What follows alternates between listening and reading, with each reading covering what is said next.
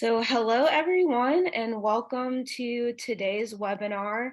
We're going to be talking about using data to support FAFSA completion. My name is May Whiting, and I am the Data and Research Manager at Alabama Possible. So before we get started today, we'd like to take a brief moment to thank and recognize our sponsors who support our professional development trainings. And then we would also like to thank our partners who collaborate with us on this work. So on the webinar with us today is one of our partners, Nikisha Ross from the Alabama Commission on Higher Education. So we'll hear from her later on today in the presentation. A few housekeeping notes before we get started. Please keep your microphones on mute at all times to avoid any feedback during the presentation. Like I mentioned, this webinar will be recorded and uploaded to our YouTube channel at youtube.com/alabamapossible. And then throughout today's webinar, you have the ability to submit questions using the Zoom chat feature. When you do that, please make sure to select everyone when typing in your question or comment. That way we're all able to see it in the chat and we can just reduce the number of duplicate questions that we receive. So we'll be collecting those questions throughout the webinar, and then we'll attempt to answer them towards the end during our Q&A session. And I wanted to mention right at the top that we will have a PowerSchool coach with us during the Q&A session. So as many of you know, one of the data platforms we'll be highlighting today relies on PowerSchool data being clean and accurate. So if, as we're previewing these data platforms, any PowerSchool related questions come to mind, feel free to have those questions ready for our PowerSchool coach during Q&A. And then we will be having poll questions throughout the webinar. These are designed to get your real-time feedback. So we would love it if everyone would participate. And if you are a high school educator, you will need to participate in all of the poll questions in order to receive your professional development credit. And then what's really important with that is that you are registered in both Zoom and in PowerSchool to get the PD credit. And when you are registering and logging into Zoom, it's important that you're using your own login credentials and not borrowing someone else's login or not borrowing someone else's Zoom link, because we will be tracking attendance based on the Zoom account that you've logged into. So if you want to get credit, make sure you're logged into the correct account. Right, if you're posting on social media, please feel free to tag us. We are at AL Goes to College. And then anytime you're posting things related to financial aid, you can use hashtags like PELYes, FAFSA, or Cash for College. That way we're able to see all of the awesome financial aid related work that you're doing with your students. So most of y'all have already registered for the Alabama Goes to College campaign, but if you haven't, Alabama high schools can still register, and you can do that at alabamapossible.org/register 2022-23. I'm going to go ahead and drop that link in the chat. So in terms of our campaign, the Alabama Goes to College campaign is comprised of 3 different initiatives. The overall goal of our campaign is for every student in our state to have the opportunity to plan for, pursue, and complete valuable post-secondary credentials. And today we're really going to focus on that first campaign component, Cash for College, which builds awareness around financial aid and also supports FAFSA completion. So our goal is for every high school senior to complete the FAFSA before they graduate. So we'll be talking a lot today about the many ways that you can achieve that goal.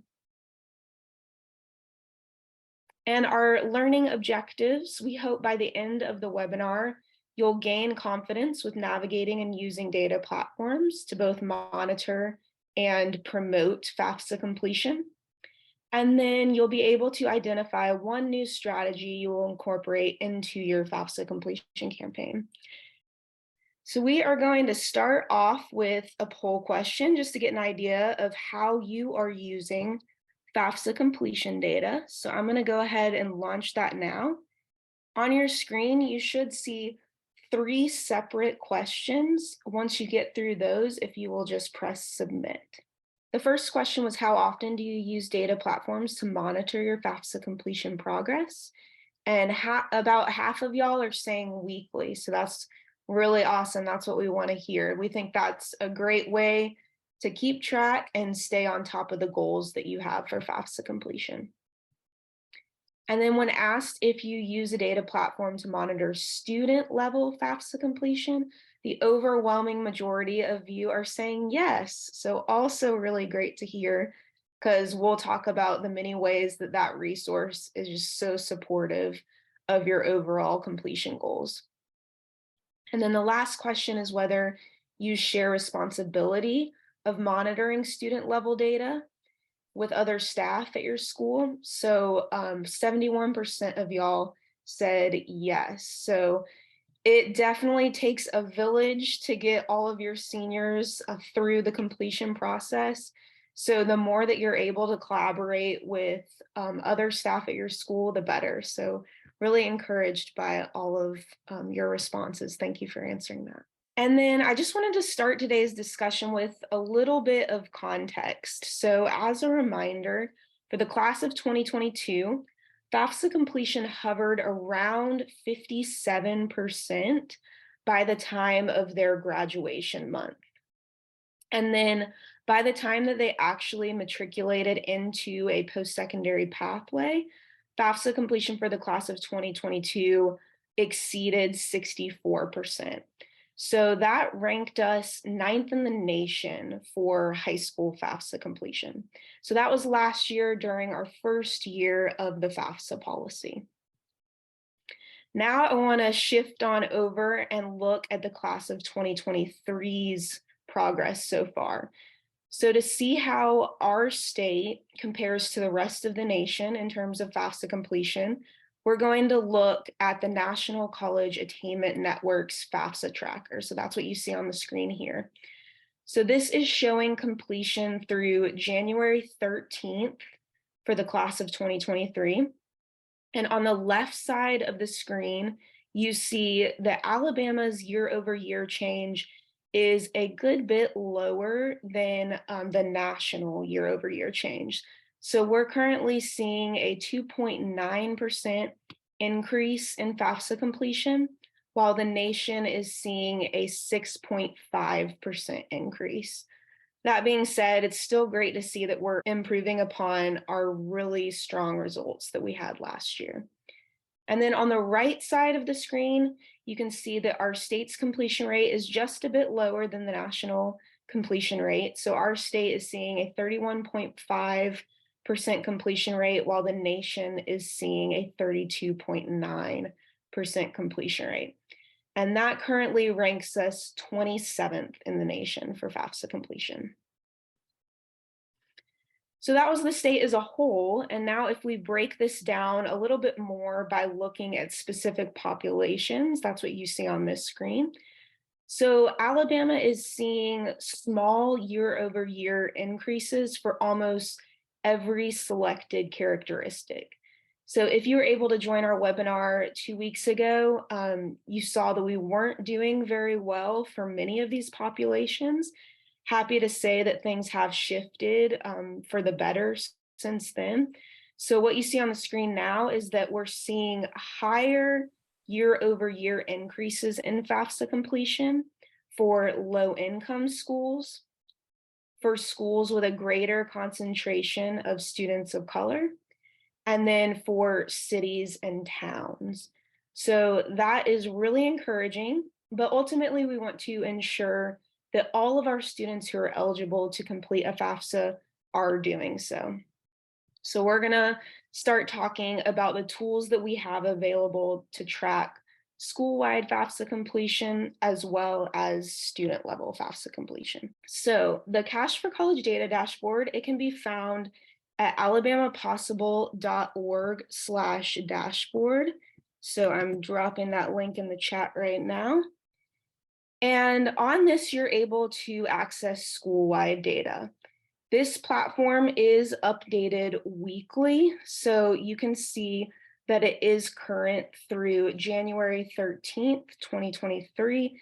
That is the most recently available data that is publicly available from the US Department of Education. So again, we update this weekly throughout the FAFSA cycle. Mostly we're focused on October through June.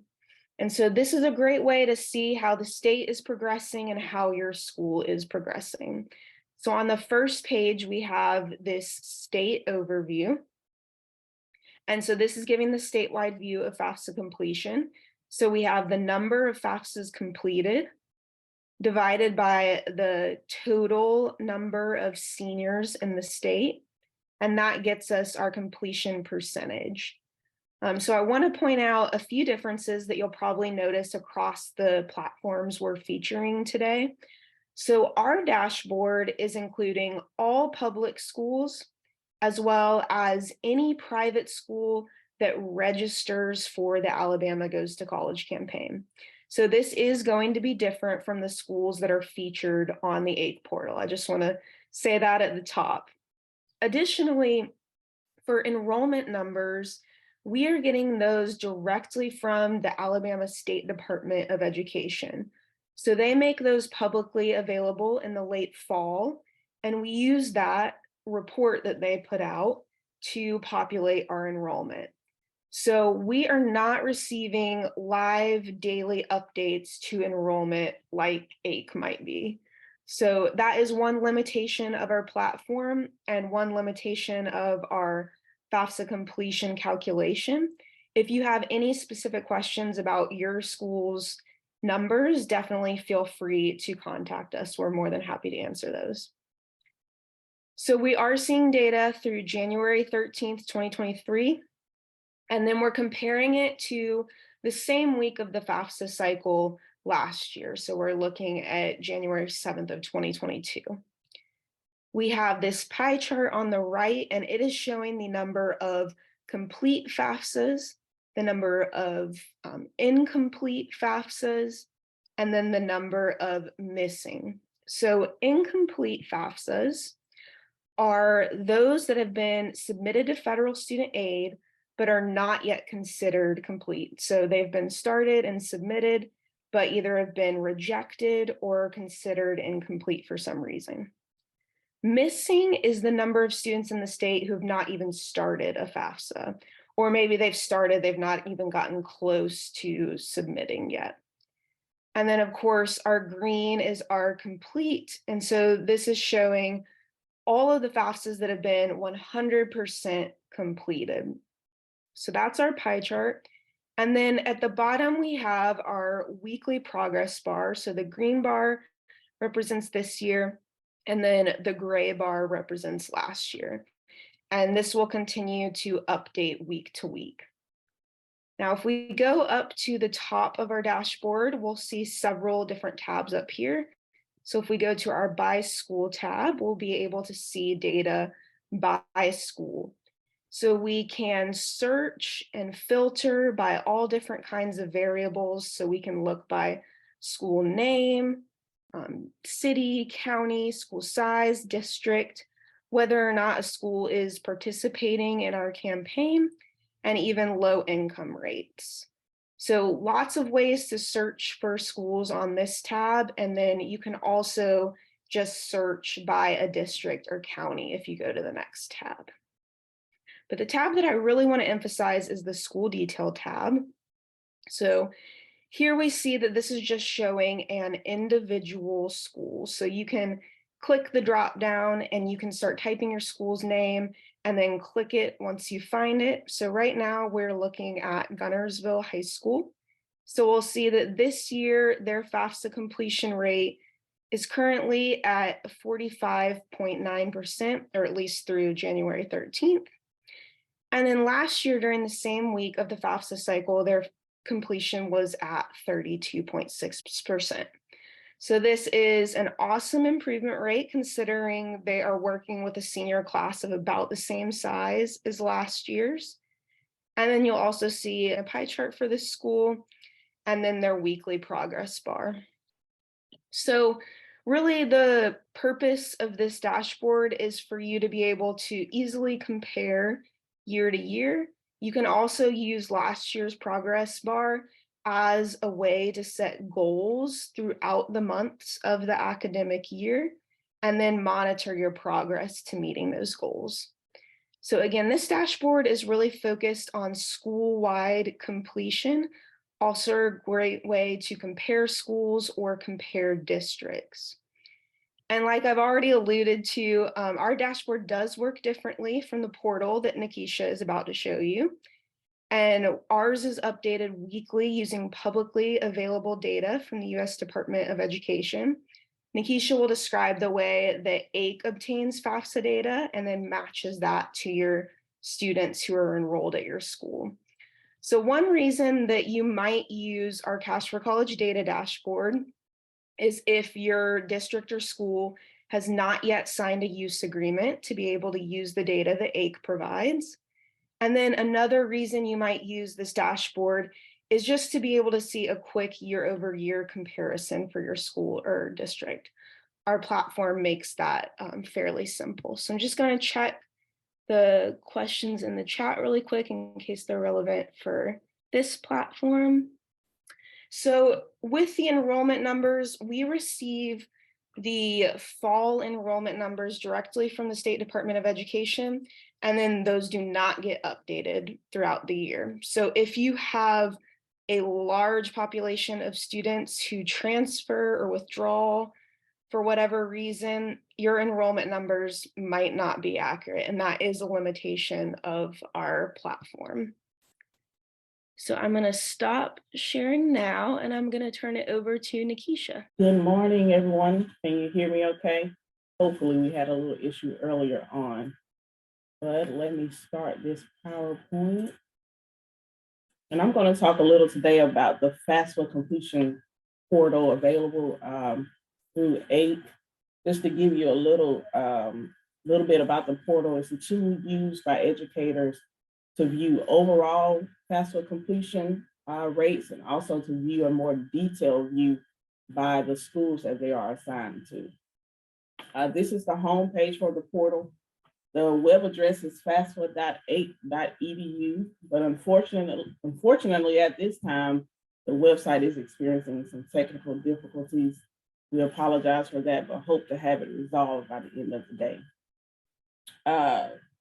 Just to explain how the matching process works, every day, so daily, we're receiving a file from the Alabama State Department of Education, and that file comes straight to us from PowerSchool.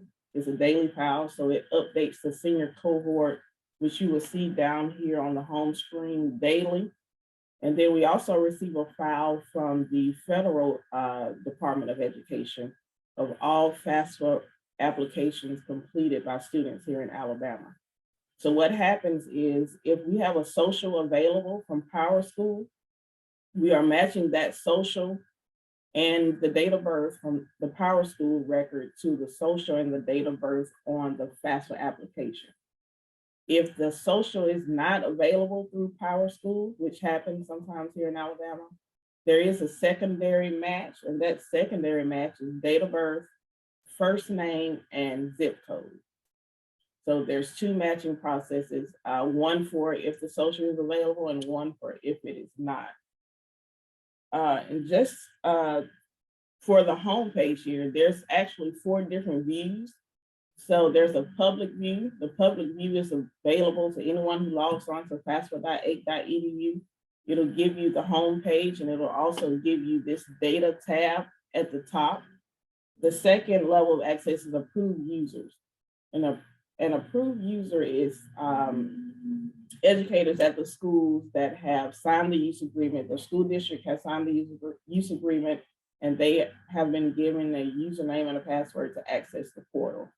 The next level also on that use agreement is something we call a local access manager. So the local access manager, or the LAM as we call it, can access everything the authorized users have, but they can also add users for their school district. And on that use agreement, there is a special place to designate local access managers. And that person can add users, or also they can remove users when people leave schools or transfer to different schools. And then the last is the admin role, which is kind of reserved for staff here at 8. So starting with the public view, the home page, you're going to have the cohort. The cohort is the number of students we receive from that daily file from the Alabama State Department of Education. And these are all statewide percentages. So you have the statewide completion percentage, the incomplete, how many have a parent waiver on file, which is also done through Power School, the district waiver through Power School also, and then missing. And similarly to what May was saying earlier, the missing are those students who have not attempted the FAFSA at all.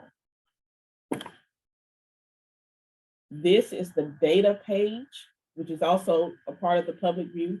The data page is going to have the same figures from the home page, but that top graph is going to give you a trend of how FAFSA completion has gone from year to year, starting with our the earliest year that we have going on to the current year.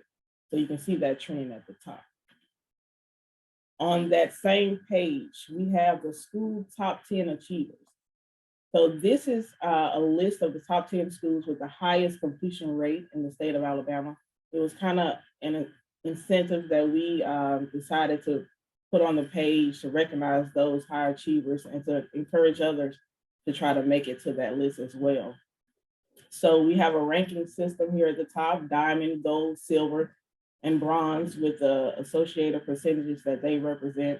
The state average is going to be the gray box here, which as of 2 days ago was 34%.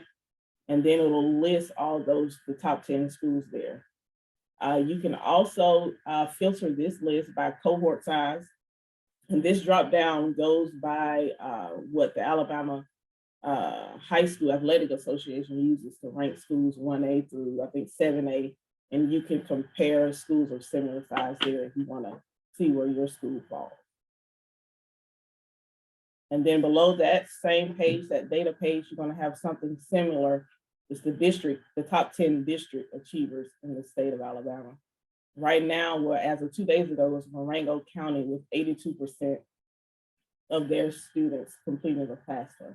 And this little 2%, this gray area, represents the number of incomplete FAFSAs at that school district.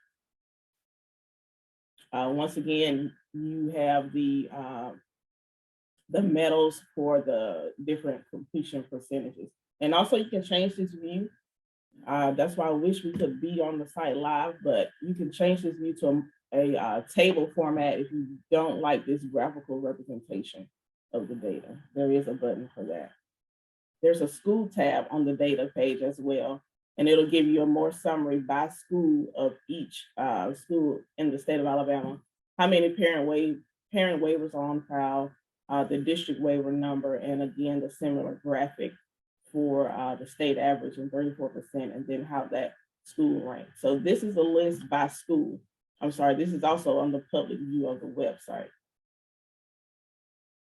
And then an important note to note about the FAFSA completion portal, the data in those graphs does have a little caveat. The asterisk is shown in place of students counts of 20 or less. So we don't put the cohort there for those students, just to keep that information as private as possible. And it just gives you a couple of tips on how to search using those filter buttons on that page. This is something similar. This is the data page also, but the district view, same format, same layout. It works pretty much the same. It's just a summary of the total number of students in the district and whether they have a parent waiver or a district waiver. Also on that data page, which is part of the public view, is a map. This map represents the school districts in Alabama. So, and it'll give you a color scale at the bottom for red to green, with green being the more complete FAFSA applications. All right, so once you become an approved user, and this is the most helpful way that this portal is able to assist educators into helping students complete the FAFSA, you will have access to what we call the student detail tab. And once you log in, you have to log in first, and this tab will become available to you. On the student detail page, you will see a list of all students that you are authorized users for. So whichever school you're authorized to see, those students will be listed on this graph. It will show the district name if you have more than one district, the school name. This page is actually blanked out right now for first name and last name, but it will show their first name, last name, the completed FAFSA status, which there is a list we'll go through later on of their FAFSA status. Is either complete, incomplete, missing parent or student signature, not complete, and then parent or district waiver. It'll also tell you any FAFSA details about that student, the date the application was submitted, and also if that student was selected for verification. And this grid can also be filtered using the text boxes above. So if you wanted to see a specific student, you can just put that student's name in and it will bring up that student. This is a list of the different FAFSA statuses that are available through the portal. Complete, non-complete, student signature, and that's if the application is missing student signature, parent signature, student signature, web application, if that student has a parent waiver or district waiver on file, and missing again is any student that has not attempted the FAFSA. The page defaults to your entire cohort. So when this page comes up and that FAFSA status is blank, it's going to give you a list of your entire class or the entire cohort that you have access to. The columns can be sorted by clicking on the column header. So if you want to sort it by last name or first name, just click it and it will sort it in ascending or descending order. This page can also be exported to Excel so that you can have it readily available when you're working with your students. As a local access manager, all local access managers have the ability to manage users within their district. So they can add or take away, delete users whenever the time is needed. This is the page for managing the users. Once you log in, you will see all the users that are assigned to your school district and all the users that you are able to change passwords, assign different schools, delete the user, anything that the user needs that usually people call us for, the local access manager has the authority to do that. There is a create new user button, and this is the form to create the new user. You will just fill in these text boxes, assign them a password, and assign them a role, which is usually going to be an authorized user, or you can appoint another local access manager as well.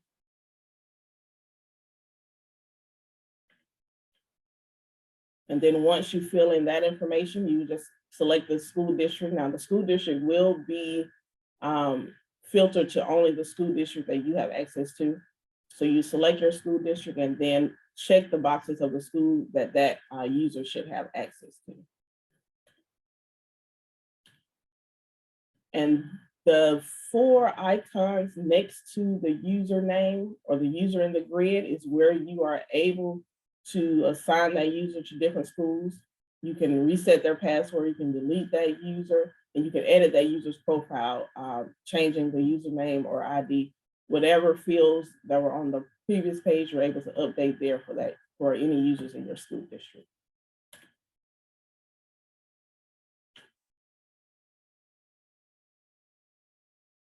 And also, if you hover over those question marks above the icon, it'll give you more information about what that icon is able to do. For example, the first one is assign, the first one is edit, then assign, change password is the key, and then that X is to delete a user. And that is the different views that the FAFSA portal has. This is the contact information for Ron Leonard. He is in charge of any FAFSA related questions. You can reach him at FAFSA@ake.edu, or you can give him a call. And I also monitor that email account. So whatever you send to FAFSA, it'll get to me and also another person, Jason Head, that works here. Thank you, Nikisha. I wanted to ask a few common questions, and it might be helpful to reference some of your slides, but some of the most common questions we receive are if an educator does not have access yet to the student level data and they don't know who their local access manager is, would it be most appropriate for them to just contact that email address to find out? Absolutely, yes. If they can just email FAFSA@ake.edu, we can look up that local access manager and give you their email address or even get in contact with them for.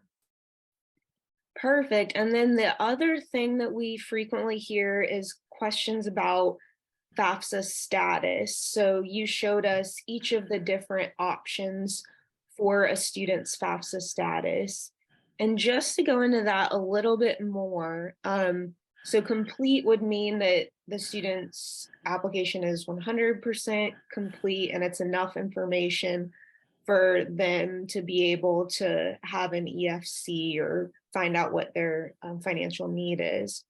But then pretty much all of the other ones until you get to missing, basically all of those mean incomplete. We just have some incomplete statuses that are pulled out, like the missing student signature or the missing parent signature.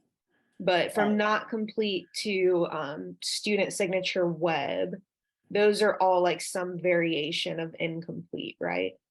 Right, exactly. So all the signature statuses, those are the most common errors that we saw in the FAFSA application. So that's why we kind of singled those out. And then the not complete is going to be any other error code that exists in that FAFSA application. Perfect. So yeah, those are the students that might be a quick turnaround for y'all for getting your completion numbers higher, because they've already filled out the application and submitted. They just have some kind of error that they need to resolve. So that could be a quick way to make sure you can check some students off the list, is addressing those not complete or those missing signatures.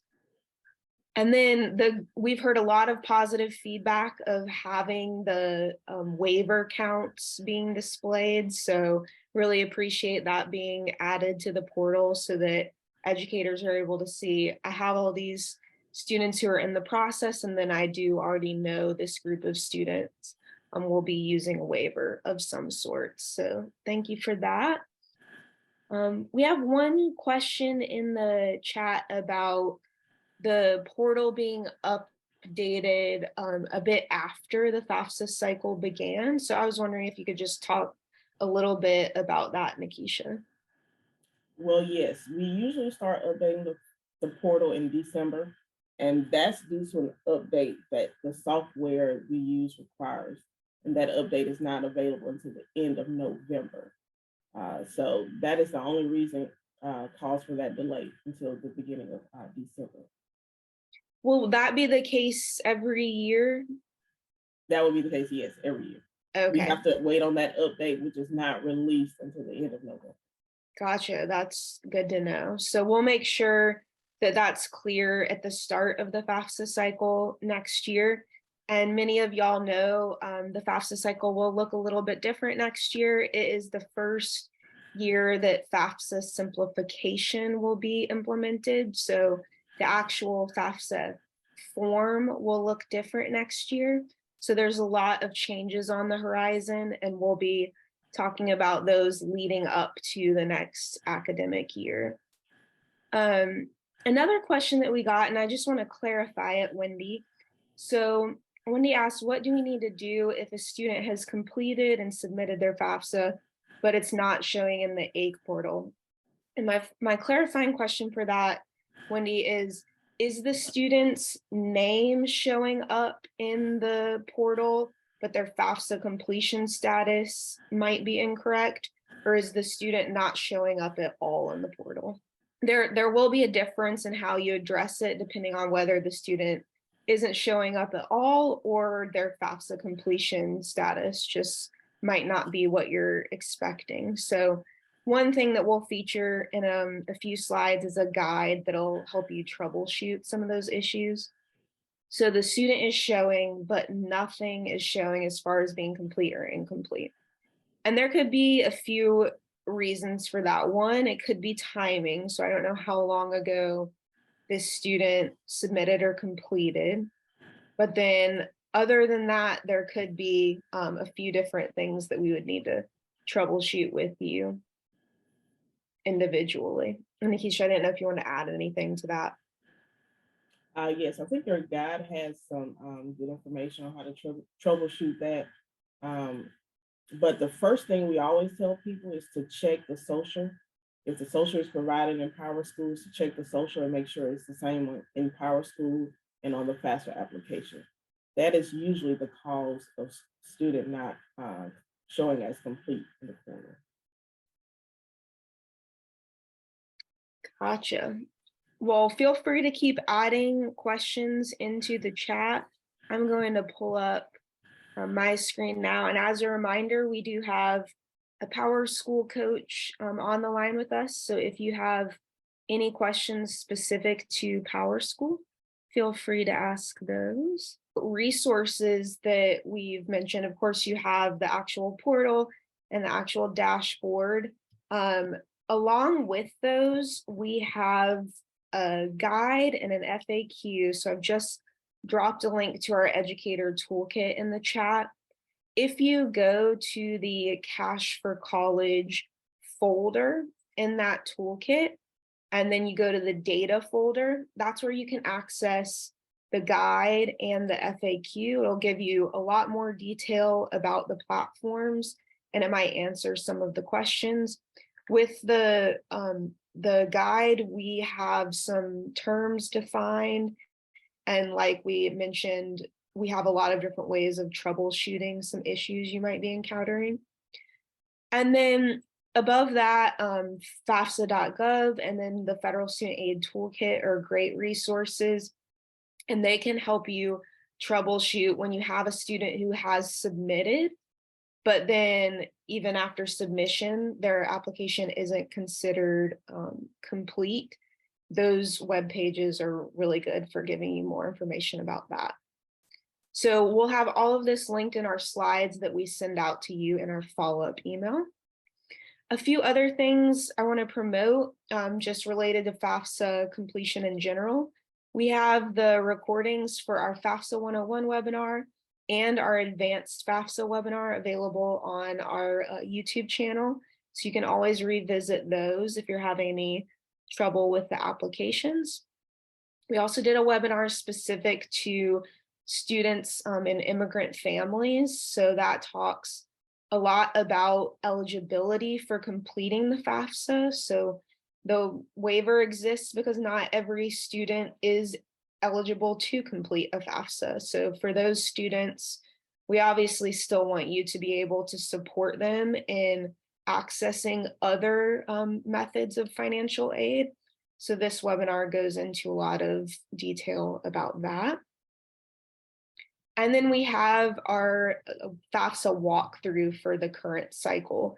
So this walkthrough is specific to Alabama students, and it is addressing students who are considered dependent students on the FAFSA, which is going to be the vast majority of our students that we're working with.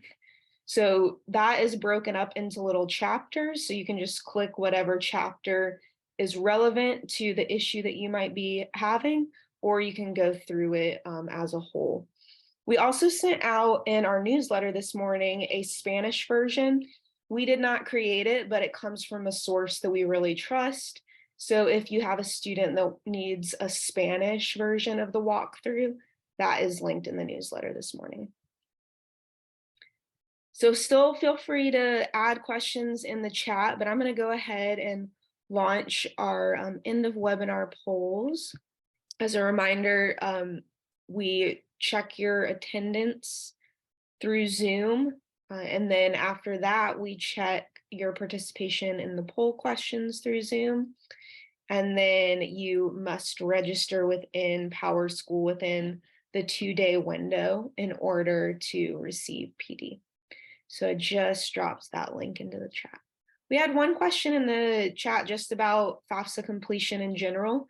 Is any other school experiencing like trouble or delays with the actual online web page while their student is either trying to create an FSA ID or just trying to navigate the actual application? Is anyone having a lot of trouble with Federal Student Aid's website? Okay, yes. I hadn't gotten many complaints over email or phone, but yeah, it varies. I think a lot of it is due to traffic. So my suggestion was to try different times of the day if you're hosting group events or whatnot. If you have folks who have like scheduled a time at your school to work on the application, but the website's giving you trouble, I always recommend to first try a different browser. If it's still giving you trouble, feel free to direct folks to our help desk during their after school, after work hours. We're more than happy to assist them one-on-one with the application. We'll have a screen up for that. So this is your professional development information. So the course number and the section number that you will need to enter in when you're on that web page for the PD credit. Okay, also seeing that some people are having problems verifying their email for the FSA ID. I've heard a lot of problems with phone number, but not as many with email. Wendy, is it just that they're not getting any prompt through email to be able to verify? Because usually it's pretty immediate. So if they're not receiving it immediately, it's got to be an issue with the verification system. Oh, most of yours are having problems. Is this something y'all have only experienced in January, the verification issues? Because I haven't heard that, and I've worked with a lot of students who get it pretty immediately. Just might take a lot of repeated efforts, but it sounds like it's been giving trouble in December and January. I'm sorry to hear that. For things like that, especially creating the FSA ID, a lot of y'all have great guides for instructing students on how to do this. If you can get them to just take care of that at home, where it's not eating into your one-on-one direct assistance with them during school, I would definitely encourage that. Like, have the FSA ID process out of the way so that you can work on the more complicated parts of the application during your school hours that you have with them. But I know that's incredibly frustrating, so I'm sorry. I'm going to put a few events up here just so that y'all know what we have coming up next. And I've also linked our events webpage in the chat. But next week, we're going to have our College Admissions 101 webinar. This is part 2 of our series. So we'll be featuring out-of-state institutions. They'll be talking about everything they're looking for from Alabama applicants. And then February 7th, we're going to have a community building conversation. This is really going to be centered around supporting seniors making their final decision for their next steps. These conversations are always led by members of our Educator Advisory Council. So we'll have 2 folks from the council leading this discussion with you. And then that same week on Thursday, we'll have round 3 of our FAFSA office hours. So this is really meant for high school educators and then any community-based organization that is supporting seniors with the FAFSA. If y'all have specific questions or issues you're encountering, we will troubleshoot those during this time. It is a come and go style office hour.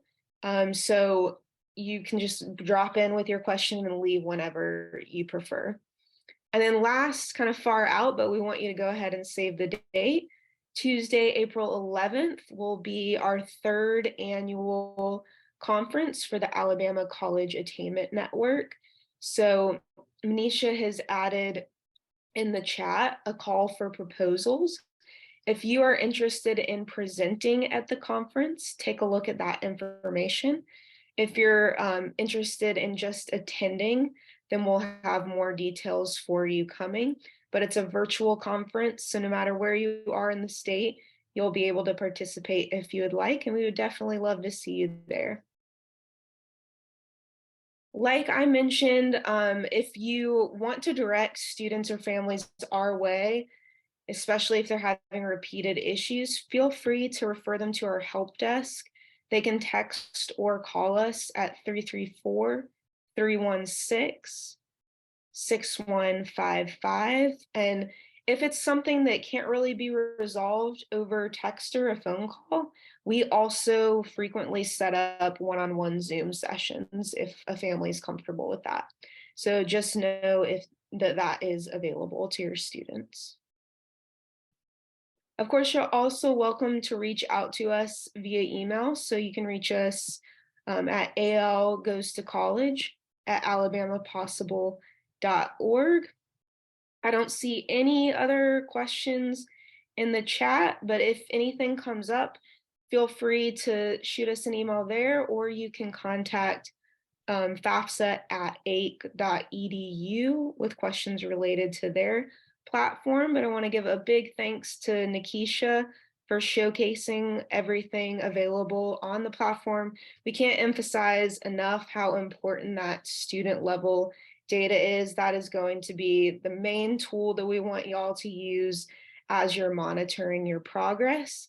And if there's any way we can support y'all throughout the remainder of the year, please don't hesitate to reach out.